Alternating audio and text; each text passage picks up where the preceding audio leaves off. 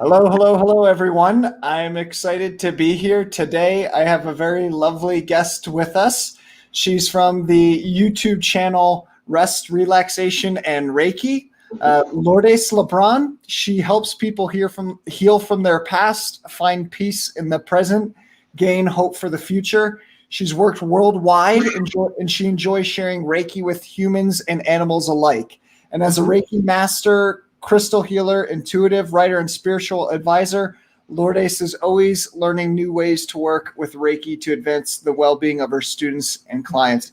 I'm really excited for you to be here, Lourdes, because I got a lot of good questions around Reiki. Thanks so much for taking the time to come on and be with us. Thank you for inviting me, and I look forward to the questions.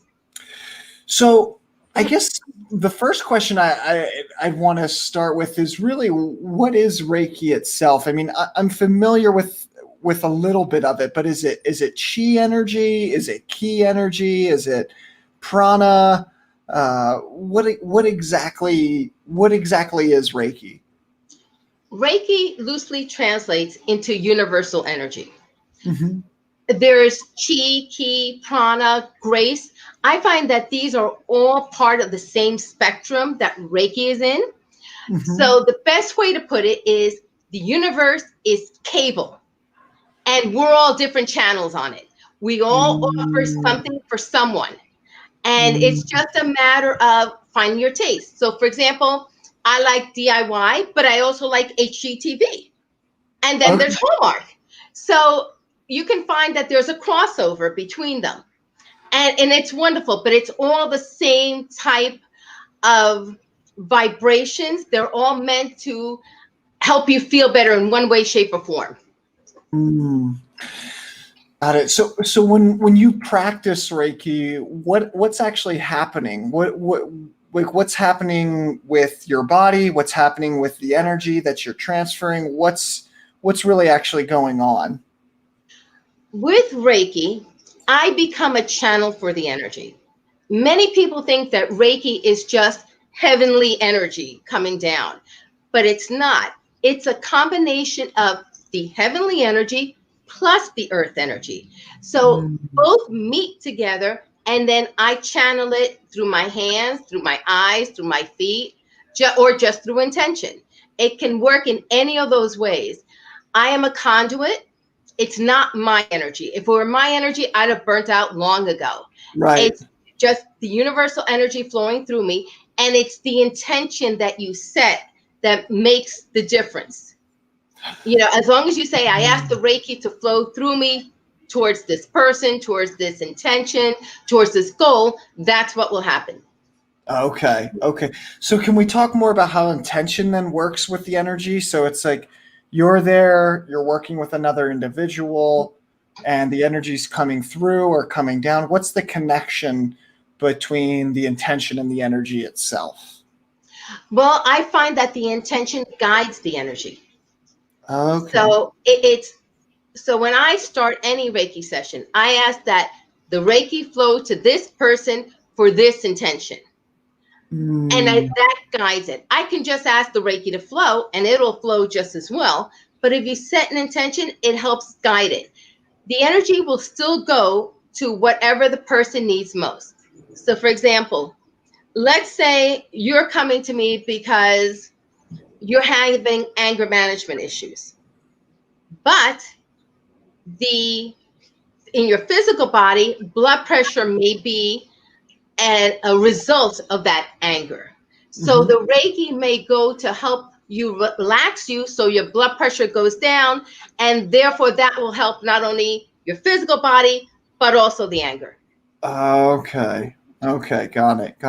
What do you typically see, Lourdes, because I've had some Reiki sessions before, and I could feel the energy moving, and it was a different experience. I mean, I'm very sensitive to subtle energy. So I guess, what can you use it for? I mean, can you use it for I get the sense that most people just use it for healing. I use it for everything. Okay. For example, if I'm going in the car, I Reiki the car. I Reiki my trip. I Reiki the overall experience. I had to go to stores this week. So if I had to go to stores, I set the intention that I meet the nicest people, have the ability to find what I'm looking for, least amount of traffic, uh, less contact with anything that may be harmful. I use it for the kids' exams. When my kids were in school, they all got Reiki. All of their exams got Reiki. that was done. Yeah. Just recently, I posted, we had the tropical storm Isaias. Well, what I did was, my father has squash plants that he loves. He lives for his plants. So what I did was, I did energy work on the plants. Mm-hmm. I did energy work on the house. I did energy work on the plants. The plants are on a large, very large wood fence that's on cinder blocks and steel poles. And it covers quite a bit of the fence. Well, during the storm, the part that did not have the squash crashed to the ground. Cinder blocks and all went crashing. And yet the part that had the squash plants for my father, nothing happened. He lost 2 little ones, but all the rest, and he had like, was it 15? So like 13 were fine. And nothing happened to any of his plants, even the ones that were in pots, small loose pots, they were fine. Nothing happened. Wow. Yeah, it's amazing. It's almost like, if we're doing just setting the intention, it does something to the environment. Like it sounds like it's living very consciously, using the life energy and just being very conscious with where it's going and how it's going out. That's what it is. It is being aware. And most people, we're not aware. And I do this at times. There are times I forget, that I could change a situation by how I am looking at it. It's not just the Reiki, because yes, Reiki does help tremendously, but just your own attitude will make a difference as well. Right. Oh, that's really cool. Can we talk about that a little bit more? Just how your attitude, how your being actually filters into the create. So, intention, how does that affect, or not just intention, maybe mood, intention and mood, how do they all work together to create the experience of the energy and how it goes in and how it flows to another individual? How does that mood affect the energy itself? What I find is, the higher vibrational I am, the easier it is for me to channel the most energy that a person needs. Because if I am not in a good place, a lot of the energy is going to go to putting me in a good place before it goes to the other person. Right. So for me, it's important, before I start any session, I ground myself, I clear my energy, I connect with my guides. All of that helps raise my vibration. Okay. When you have you ever had an experience with Reiki where you did something and then it helped a person and healed them, or they got a lot of benefit from it, and then it came back later on? Have you ever had an experience like that? That can happen depending on the person, because every person has the opportunity to learn and to grow. But we also fall into energetic patterns. Right. So let's say you're doing well and everything's going fine, and then all of a sudden you start reversing. You may stop meditating, doing yoga, exercising. It's like when a person eats well, exercises, and loses weight. It's the exact same thing.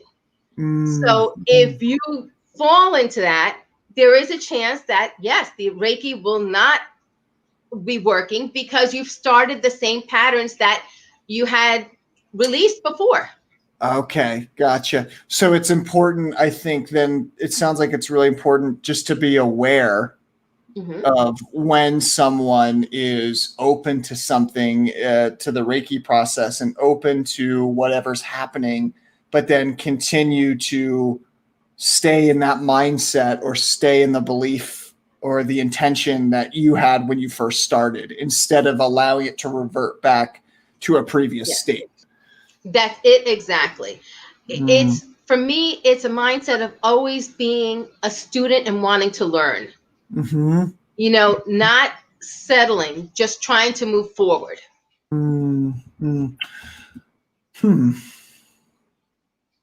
I guess what do you like most about Reiki, Lourdes? This is just a curious question. What do you enjoy most about it?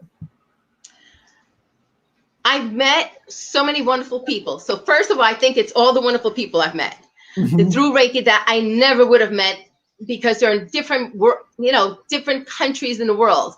But for me, the energy just feels so good. I don't know how you experience Reiki, but for me, when I'm channeling the energy, I feel it just as much as other people. After a while, for me, the energy starts settling down. But then again, all of a sudden, I wrote this to somebody recently. I just had a Reiki session where I was really hot, where the energy was like really burning. And then all of a sudden I froze as the guides started coming in and the angels started coming in. So I needed a blanket, you know, and there wasn't an air conditioner on, and there wasn't the fan on, and it was 90 degrees out, and I had a blanket. And then after the session was done, I was fine. Wow. Okay, so that's so cool. Why is it that these like energies come through? Like why is it that your body might get cold or really warm? Because when I experience different energies, something similar things will happen to me. Like sometimes I'll be in a coaching session with someone, and all of a sudden I'll feel like burning hot, and I'll be like, "Oh my gosh, my energy is burning something out of this person's energy field right now, and I'm frying, like just totally frying." And then other times I might feels, just like you experienced, something very cold and a cooling sensation running through. And so I guess like, what is your experience with that? And I'm just curious. Yeah. Like as from an exploratory place, what is that for? What's happening there when it gets really, really warm or really, really cold? Like, do you have any thoughts on what's happening there? This is what I found. This is my experience. So I always have to say it's my experience. Right, yeah. For me, when it's warm, it feels like there's some energetic healing taking place. So it could be emotional, mental, physical, or spiritual. A person it may happen on any of those levels, and a person may feel it just like I do. When it's cold, it's usually that there's more angels and guides coming in to assist with the work, because what I channel alone is not going to do it. Usually the cold doesn't start always immediately unless the person is open to it from the very beginning. A lot of times you have to relax into that higher vibration. Some people don't. I've worked on some people that no sooner I set the intention that I start freezing. Other people, it's just you start with the warm and then get into the cold. Okay. Do you ever understand what's going to come through, or do you just open up to whatever needs to come through? Well, I always ask that it's always positive energy for the person's highest good. That could be anything. It could be me sensing or experiencing in my own body something that they've experienced, or it could be pictures or sounds or tastes or smell. Recently, I worked on someone and I was tasting cotton candy. I don't eat cotton candy. So I was like, okay, this is different. Other times I'll see, different things. I can see energy. And that's one of the coolest things of it. When you see opalescent spirals or you see musical notes. Sometimes I can see musical notes. I am not musical at all, but I can hear the energy and see it as it comes down on a person. And that's because everybody perceives energy in a different way. So some people, the musical energy or the vibrations is what their body needs. For other people, it could be the light energy. Sometimes it's color. It could be a crystal energy. It could come in so many different ways. Cool. Yeah, it sounds like, like for me, I'll always feel it somatically. Like when I'm in session with individuals, I will feel subtle sensations. I'll feel the energy flow one way, and I'll be like, okay, we got to start going into this, and I'll just intuitively feel and pick it up, and then I'll speak to it, and then when I speak to it, something unravels or something opens up into something greater. But I'm very somatic oriented. I feel everything in my body, so if something's happening, I'll be like, "Ooh, yep, this is going here, that's going there." I'll just feel it in my body. So I guess when you say you see it, is that like more of an inner sight? Sometimes I'll have an inner sight where, let's say, I was in a session the other day with a woman, and she had some inner child stuff coming up, and I could see it coming up, and then I would but I would see it on the inner plane. Like it would be inner sight. It would be in my mind's eye, but it was very, very, very clear that her inner child was hurting, and it was crying, and it needed love and understanding and affection. And so I wanted to know, when you say you see it, how's your experience of that? Do you actually see it visually, or is it more of just a inner sight where you see it in your mind? Can you tell me more how you experience it? I experience it all this. I can experience it through inner sight. Mm-hmm. I can actually see it. Like I was talking with someone, and I saw a specific angel behind them, and I mentioned, this is the angel I'm seeing, because I could see that energy form, or I can see. Let's see, some guides, or sometimes I can physically see them, even though if they're not there. And like Wow. you, I'm in body. So for example, sometimes when somebody has sinus issues, or let's say even earache, I'll feel it. Or even in the gut or a backache or something, I will feel it for a few minutes so that I understand what they're sensing and am able to address it. Okay. Can we talk about subtle perceptions and like the different ways that we can sense? Because I think that this is such a cool topic for me. I remember when, when I started waking up in 2012, I started having whole new senses come online, and I was like, "What's happening?" I had no idea. I was a super conservative family. I grew up not too far from you in Philadelphia, so like literally, I mean, it was very conservative, and I remember looking around being like, where do I start? Like, what's going on? What's happening? I'm seeing things, I'm hearing sensations, ringing in my ears. And so all these new perceptions were coming online. What are all the perceptions and senses that people start experiencing when they start getting into this type of work? Reiki, dealing with, Well, they can get anything depending on their energy.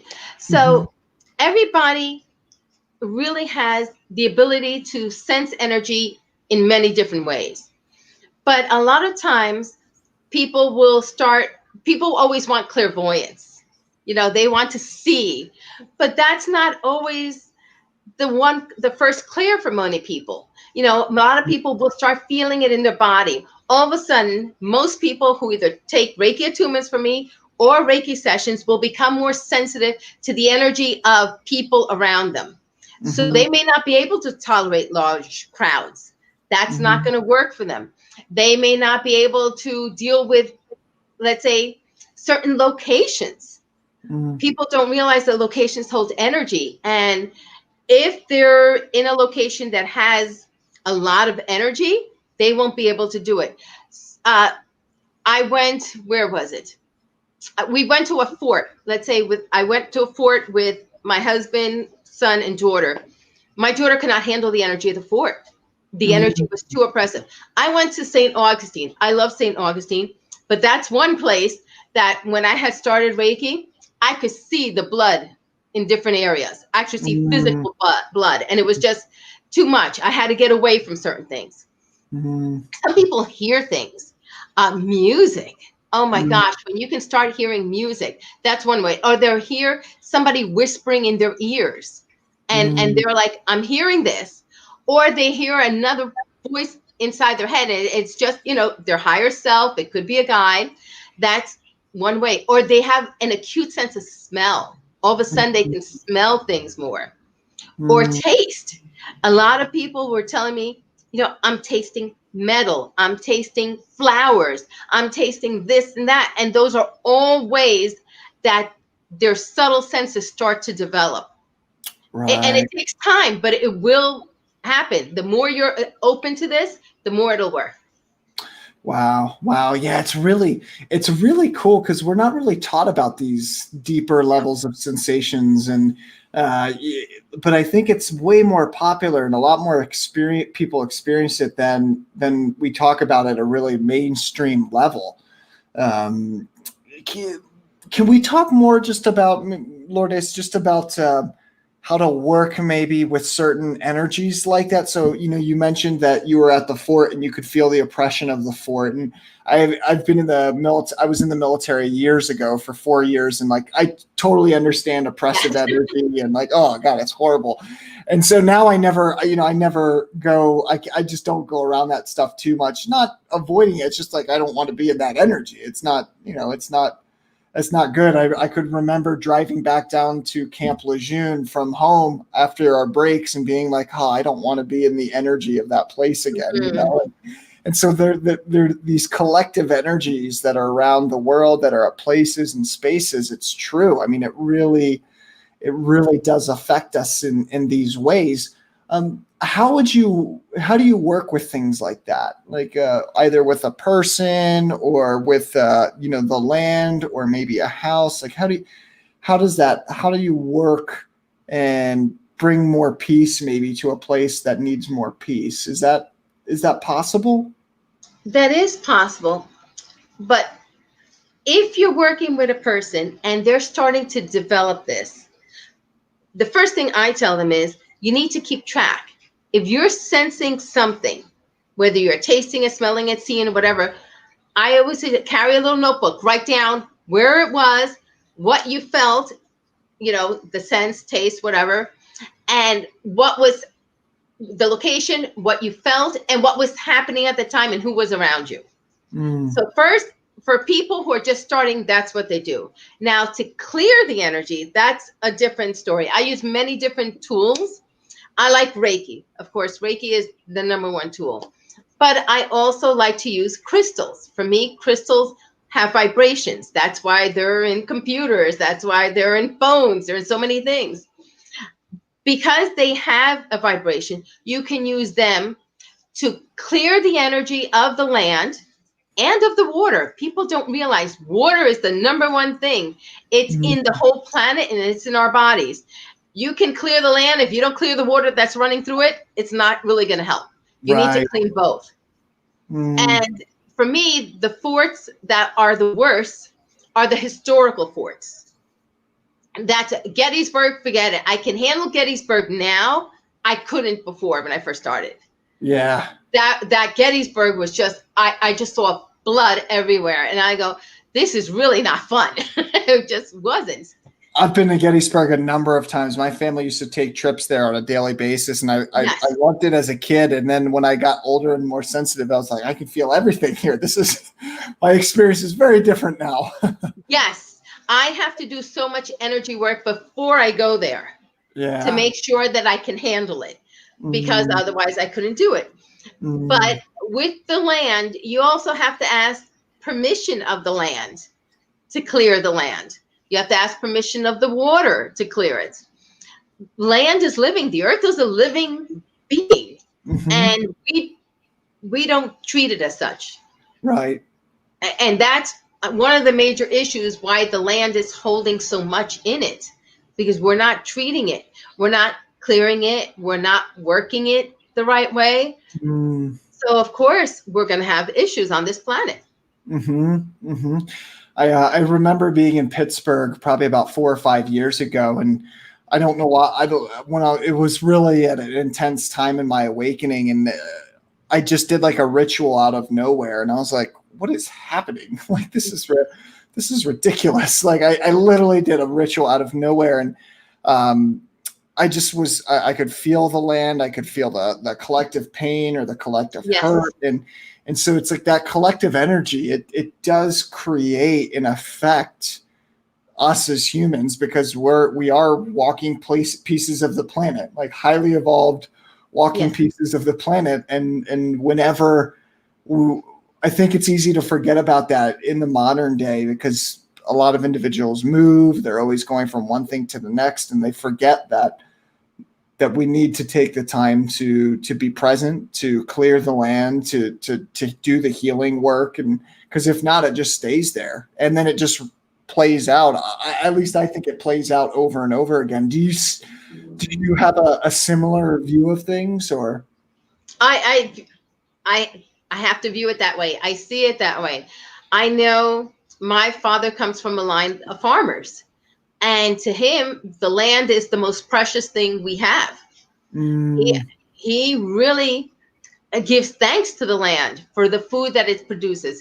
His squash plants are the most important thing. The tomatoes, peppers, they're nice, but the squash. So he gives thanks all the time for what we have growing. And it's so important, because if you're not connected to the land, you're not living to your fullest. And people don't realize that. Wow. Okay. Can we go into it? Tell me more about that. That's really interesting. I'd like to, like, when we're not, how do people get disconnected from it? Well, I live in a city. You've lived in Philadelphia. The story, how easy it is to be disconnected. Yeah. There's tons of people, tons of concrete, tons of automobiles and cars. To connect to it, you really need to be in the presence of a plant, acknowledge the land. Even if you just sit on it, people think, you have to walk barefoot in the park. I wouldn't walk barefoot in most parks in the city, but I don't mind sitting if I find a spot. It's just letting that earth energy flow. Because when you do that, you become more alive. And you're more sensitive to things that are happening. I remember how when 9/11 happened, people were having nightmares and stuff beforehand. I think people were connected to the land, not just to the situation, but people were aware that something was going to happen on this earth. Even with COVID-19, how many people haven't been, I talked to a lot of people who say, right before I stocked up on stuff, and, I was preparing for something, but I didn't know what. People who are connected to the land are more apt to be aware of situations that are coming. Even if they don't know exactly what it is, they're more apt to be aware of it. Absolutely. Yeah, that's certainly been my experience. I mean, I remember before COVID happened, I got the instinct to do a 6-month relationship series on my channel before and as soon as COVID happened, I was like, oh, that's why. Like, I was interviewing all these relationship coaches from all around the world, and I was like, oh, that's why, because everyone was going to get locked up and they were going to be hurting, and all this relationship stuff was going to come to the surface. And I think it's so powerful. Like, when you're connected to the land in that way, you know how to help yourself. You know how to help other people. You got a sense of what's coming and what's moving. So I think it's so incredibly valuable to be really aware of how we're connected in that way. I mean, there's no other way to live. I mean, we are it. It's us. We're just a smaller. So I always tell my clients when there's because some people are at different stages. Some people are opening up more, and I always say, you're a cell of the earth. You are a cell of the earth, and there's the smaller part of you, and then there's the whole world, and you are just a cell of that. But you are connected, just like every cell is connected to the body. And I think the more that we honor that connection, the more enjoyable life will be. At least you'll be able to understand what's happening.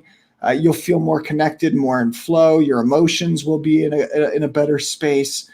But it's amazing how quickly we can get disconnected from that, just caught up in the modern world, or, just doing things on a daily basis, just going from one thing to the next. And it's really cool to see, since COVID happened, how many it just kind of, a lot of things settled.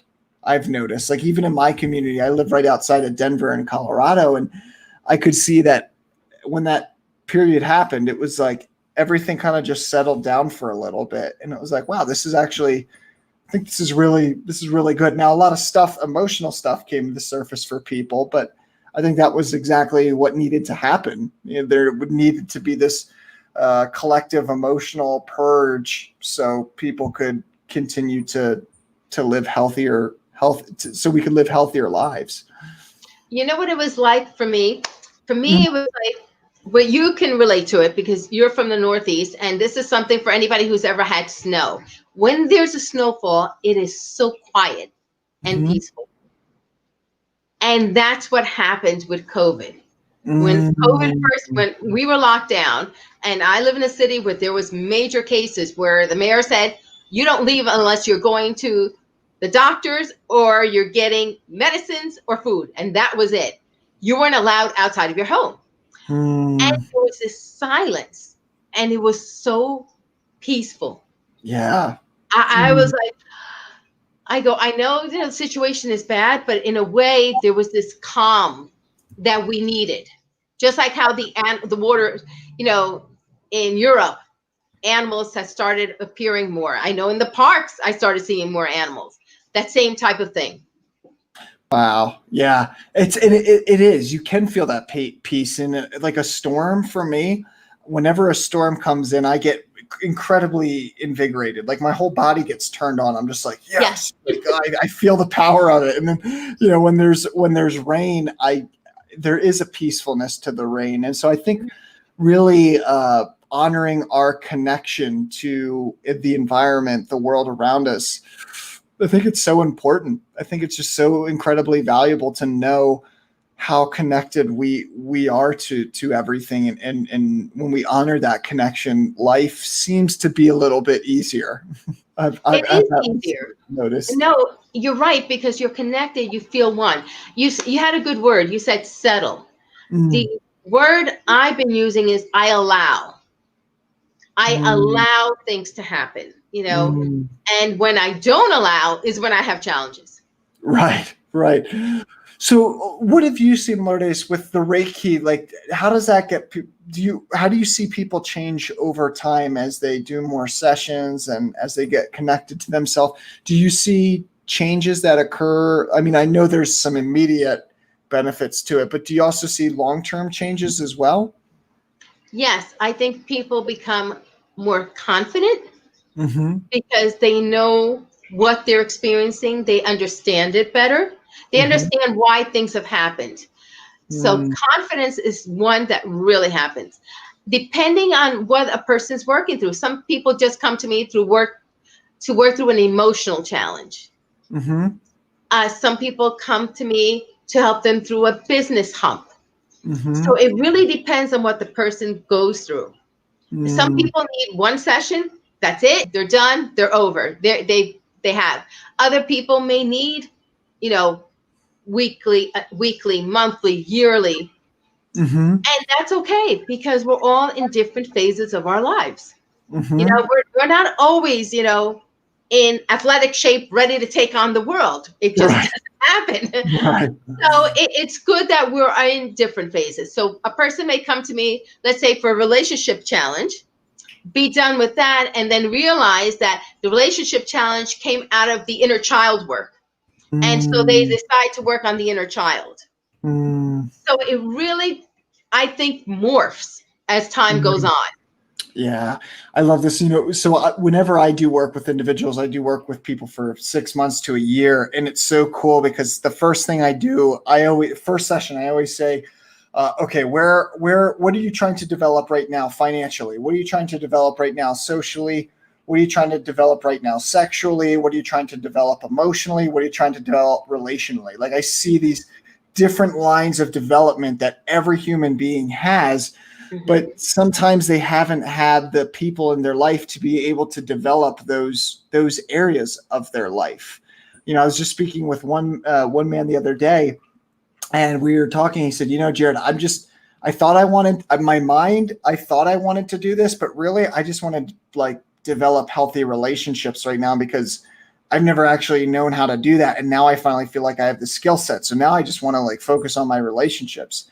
And so it's really cool for me. I mean, this is what sparked for me. It's like every human being is trying to work at these different levels all the time, whether they realize it or not. They're trying to develop some area. And for some people, they might be developed really good in the finance area, but the relationship area, it's like, no, they got so much work to do. And then for others, it might be they're really great with relationship, but their finance isn't good. And it sounds like Reiki pushes a little bit more energy towards helping an individual develop down a certain line, whatever that may be. It does. What it does, it brings to the surface that which does not align with them. And that's one of the better ways for me to understand it. So you may think that it's just your boss that's the issue, and it may not be the boss. It may be that you really don't want to do this job, that you've outgrown it and you need to move forward. And Reiki may bring that to the surface. Oh, that's beautiful. Could you share like maybe just an example of where that's happened or something like this? Just an example of how you see that. Well, even with my own family, I've seen people who doing the energy work have realized that, they thought they wanted to have their own business and realized, no, they wanted security more than anything else. So then they realize, they need a 9-to-5 job. That's where they feel the best. Others think, I want to be, it's so funny. I want to live here. And it's not that they want to live there. They just want an experience of a certain type. They don't want to live in the city. They just want to bring more excitement into life, but not that much excitement. Okay. Yeah. Because, you see, I'm in the city. I want to move out. You have people who are out of the city and want to move in. But it isn't until you really start delving deeper inside that you realize that. Right. So it's a lot of what I always tell people. Reiki is an energetic tool, but it's not the only tool. It's one in the toolbox. Coaching, like what you're doing, is one of the tools. Journaling is a tool. Meditating is a tool. All of them together give you a toolbox that will allow you then to work on anything that needs fixing. Right. And I love that you said it's just a tool, because it is. It's like tools of transformation, all of them. That's what I always tell people is like, whether you're doing Reiki, coaching, therapy, healing work, hypnosis, whatever it may be, the underlying thread is some level of transformation and allowing for change to rise to the surface, allowing for shifts to occur. And that's really what I like about just any bit of work, just the nature of transformation. And I think sometimes we can lose sight of that.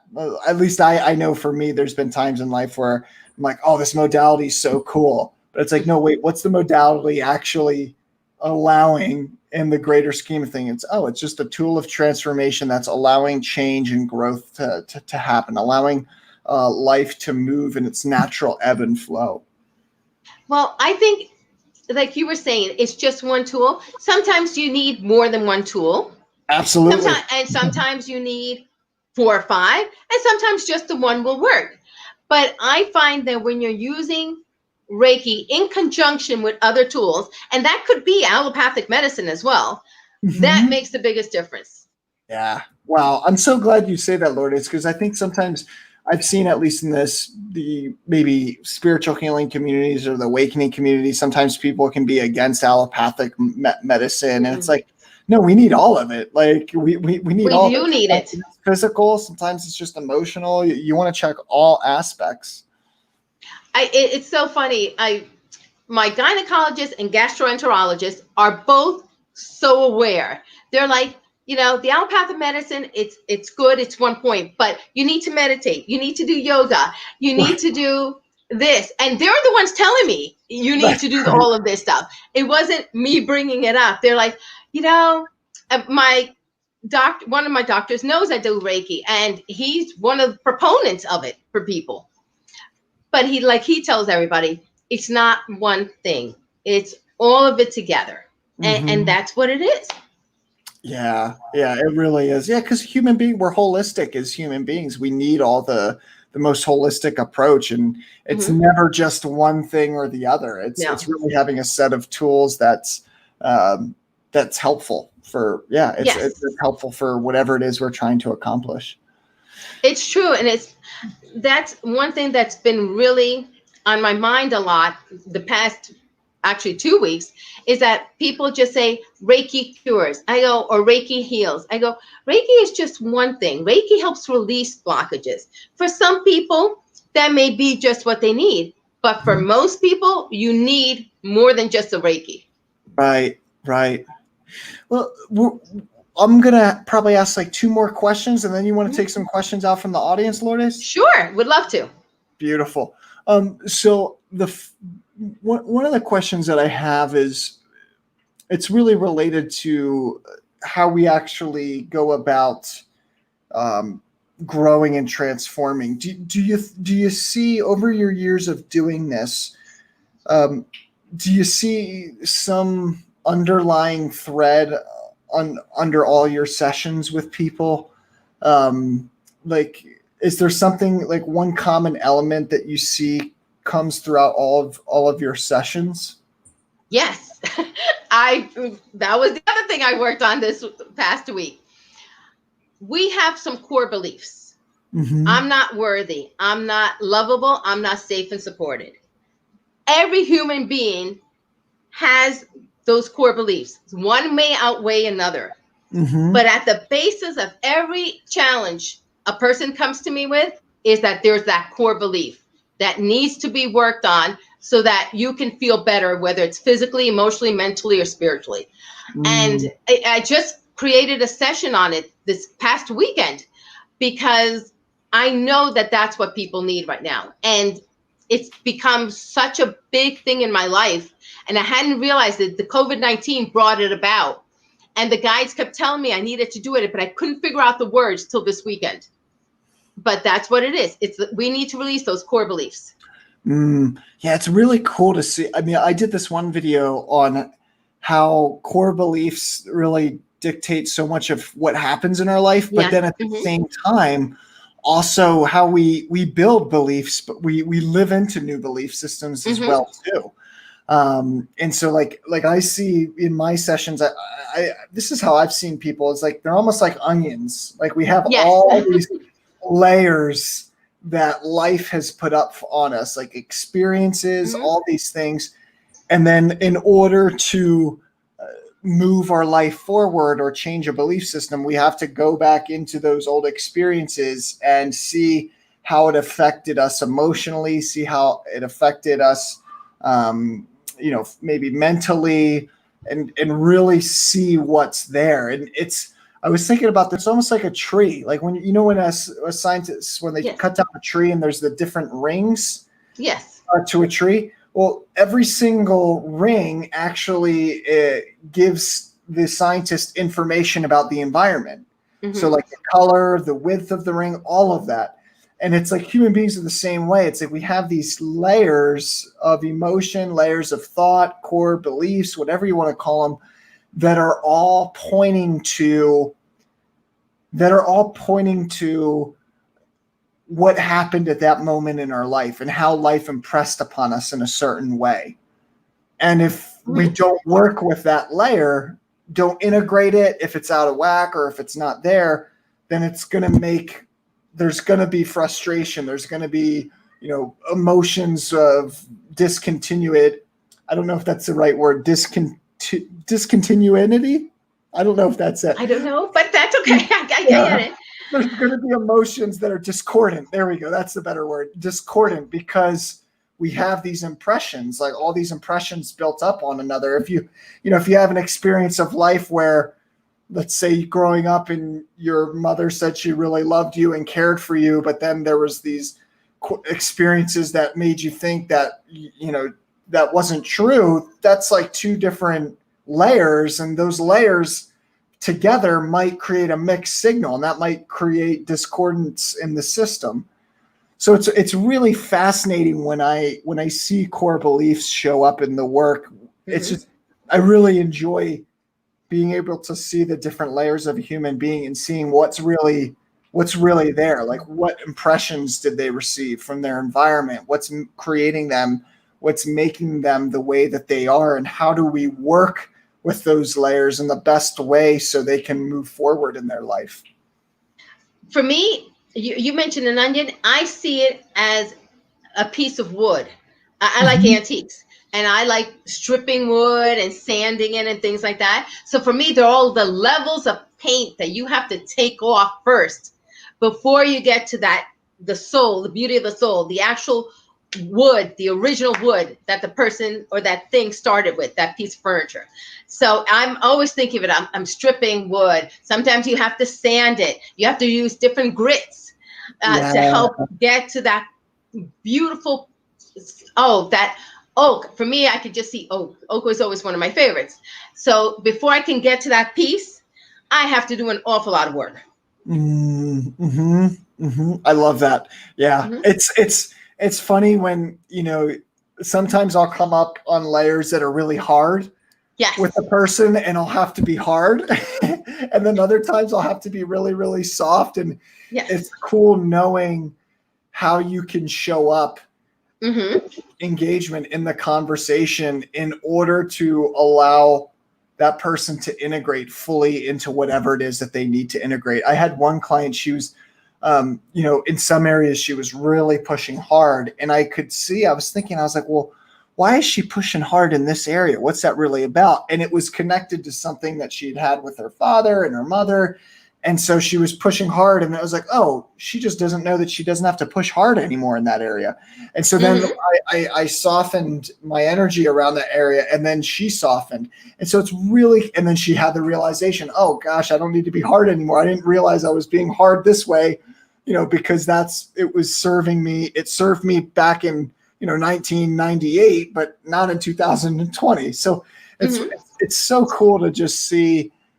Human beings are so complex, and I think it's just so cool to see the different ways that we show up in the world and the different parts of us that have been created, and how life is impressed upon us, and what moves us forward, and what holds us back, and how do we get back onto the game of life. It's really fascinating work. It is. I totally agree with you. I went on a little bit of a self ramble there. I apologize. No, it's okay. Look, Lourdes, the last question I'll ask here, and then we'll take some questions out from the audience in the community. Guys, if you have any questions for Lourdes and I, please feel free to share them up on the comment section, and we'll bring them on, and we'll get right down into them. I guess the last question that I want to ask is, what do you think helps?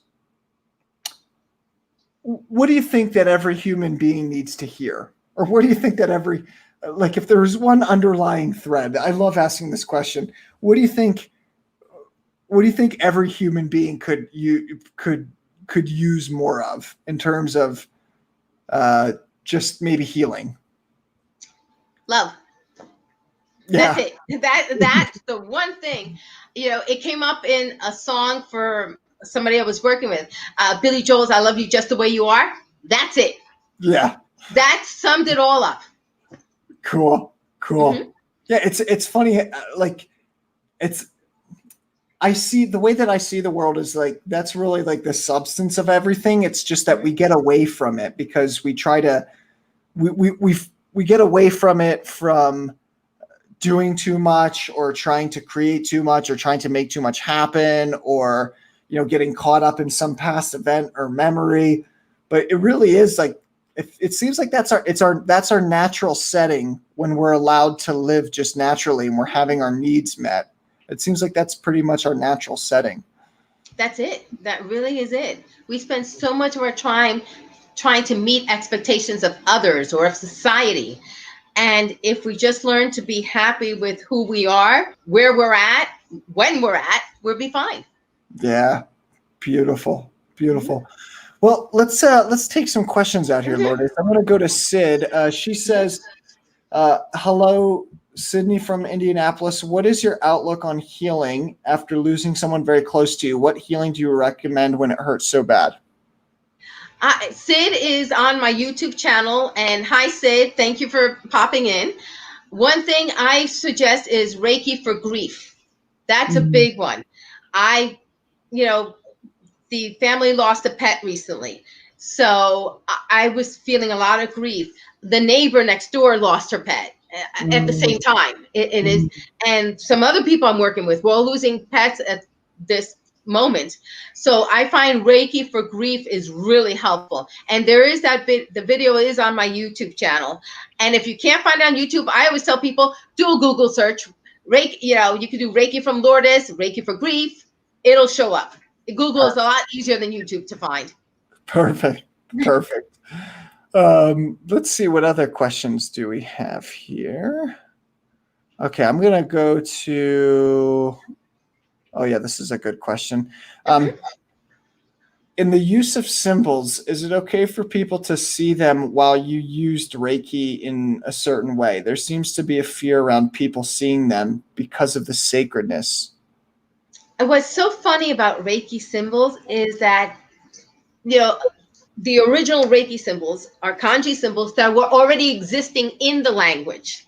So Right. it's not anything really that's not being seen. I don't have a problem with me seeing symbols because it's, again, the intention. How am I using that symbol? I was raised Catholic. You make the sign of the cross. I'm not embarrassed if someone sees me making the sign of a cross, Right. or any other symbol. So I don't have a challenge with that at all. To me, it's what you believe and what you feel that is the most important thing. Beautiful. I'm going to see what other questions we got here. Let's go to, okay. This is just a fun question. How did you get your powers? Well, Reiki is an attunement. You get Reiki through an attunement, which is a process or a ritual where a Reiki master gives you, that channels, not gives you the energy. Now, the intuitive side, I've always been intuitive as a child. I never lost that, so that's something I've always had. Reiki has increased it. That's what has really changed for me. It's also the amount of energy you use. So, for example, I mentioned I use Reiki for everything. The plants need it, fine. The water gets it. My clothes, if I have to. The jewelry I throw on. The exercise session, whatever. So I'm always using Reiki.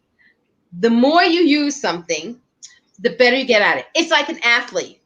Some people are born superstars, but there are other people who work at it and have to work at it. The more you work at something, whether you're an Olympian, if the more you work at it, the better you get at it. Yeah. And that's how it is with Reiki. Beautiful. Yeah, beautiful. I'm going to go to, let's see. Jane says, do you come from a lineage, or from which lineage did you learn Reiki? Okay, the lineage, for anybody who's not familiar with lineage, it's where your Reiki master, the line from where your Reiki master came from. I am able to trace my lineage straight to Dr. Sui. So I do give that to usually my Reiki masters or any of my students who ask for it, I give it to them. I have, for example, taken classes. All of them have come from Dr. Sui, the lineage, but some people are further down. Because to me, it wasn't just taking Reiki from one person. That was too limiting for me. I wanted to see how different people taught it. What could I learn from them? So I had Reiki from 2 or 3 different people. And, to me, it wasn't anything different. The energy they channeled wasn't making me stronger, more powerful, whatever. What helped me was doing Reiki all the time, using it for everything and anything, willing to experiment with it. I'm always experimenting with Reiki. Beautiful. Let's see. Okay, here's one. We'll go to the Happy Angels. How does Reiki assist / guide for manifestation? I use Reiki for manifesting a lot. So let's say I have an intention I'm setting. One intention, here's one I may have mentioned on Facebook and on YouTube. I had wanted to take my niece and nephew to Disney. And that was something I had wanted to do because my nephew was so upset. He was the only one in the family who hadn't gone to Disney. He was the youngest nephew. And my daughter and I set the intention that one way or another, we were going to do it. So we would go walking in the park, and I would send Reiki when I was walking in the park that in one way, shape, or form, I would ask the universe to assist me with that goal. Well, we were very lucky. Last year, we decided it was going to be last year. We picked the date and time. We waited till they got out of school, and we were able to take them. We took him and his sister both. And I have to say, it was probably the best trip ever. It was great up till now, because we haven't been able to really go out much this year. Right, but right. It was wonderful. I used it to manifest the trip. So does she. Two of us working together made it go faster. So within a year, we were able to manifest it. That's great. Yeah, I think really doing things collectively is so much more powerful. Yes. So much more. Beautiful. I'm going to go to Belle of Amherst here. She says, how can I keep the sacred energy of my spirit intact whilst in the middle of a long-term abusive situation from which you cannot leave for at least another 2 years? Anybody who's in any type of abusive situation, first you need somebody else to assist you, not just the Reiki, a counselor, somebody to help give you more insight, to help give you the moral strength. The Reiki, I suggest, is to help build you up energetically to deal with the challenges. But in an abusive situation, you need emotional and mental help as well, because that's way beyond the scope of Reiki. And for some people, it may not be, but for most people, it is. And just think about relationships, even with bosses. The Reiki can help support you, but you need to do more than just that. In this type of situation, the Reiki would be sent to your spirit to help you find other ways and tools to deal with it. And that alone, it may help lead you into meditation. It may assist with meditation. That's a big one. Reiki with meditating makes the meditation so much stronger. Yeah, beautiful. Well, and I think like my experience has been, because I mean I've definitely been in oppressive and abusive situations, and I think the best thing there is just to get out of it as quickly as possible. Yes. And my sense is that Reiki would really help give you the energy to find the resources, find the right tools to start moving in the right direction. I agree. And that's really what I suggest to people, because abusive situations just wear you down. Yeah. And they kill you. Not for some people, it's physical, which is horrible, but mentally and emotionally and spiritually, they just wear you down. And you need to get out as quickly as possible. And Reiki may help guide you out in a different way that you never knew about. You know, it may open you up. It may assist you with allowing other opportunities to come in. Right, right. Well, I'm glad we bring this up, because there's been people who've, like been caught up in a situation and they think that they don't have enough energy to get out of it. And so what they do is they kind of give up. They say, this is where I better, if I can't get out of this situation, I might as well make my bed here. And it's like, well, no, there's other means available. And I think Reiki would definitely give you some more energy and some more juice to, okay, I got to figure out something here, some willpower. Yes, willpower, or it may guide the right people into your life. Somebody who may be able to help you. And that's what most people don't realize. Reiki just doesn't work where just the Reiki itself will help you. Reiki may guide you to open a book, and in that book, you'll find the answer you need. Or the book will guide you to another book, which will help you get an answer. Or to a person, and then to another person. It's a stepping stone for many people. Beautiful, beautiful. Well, Lourdes, thank you so much for coming on. Thank you for doing this. Thank you for introducing me to your community. I'm glad you're, like for the community exchange. It's really been an It's honor. great. This has been so much fun. Are you doing any programs coming up or anything like that? Well, I know that I have on my site every month. What I do is a special. My special is usually 2 Sundays. I send Reiki to a small group. I try to keep it very small for a specific number, and for 1 hour for either a specific intention or just general. And that now is on my site. But my newest offering is really the one I'm really happy about, is the Releasing Core Belief session. Cool. That's my newest session, and that's the one that is the most powerful at this time for what's happening in the world.